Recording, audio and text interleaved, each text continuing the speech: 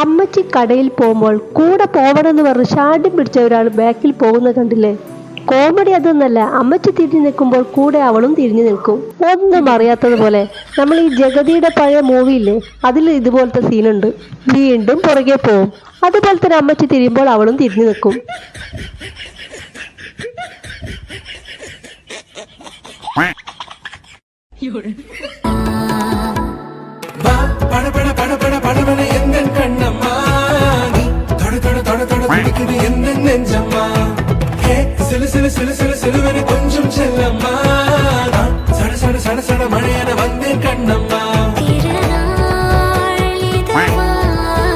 ഏതാണ്ട് റോഡെത്താനായപ്പോൾ അമ്മച്ചിയുടെ മകൻ തടഞ്ഞു.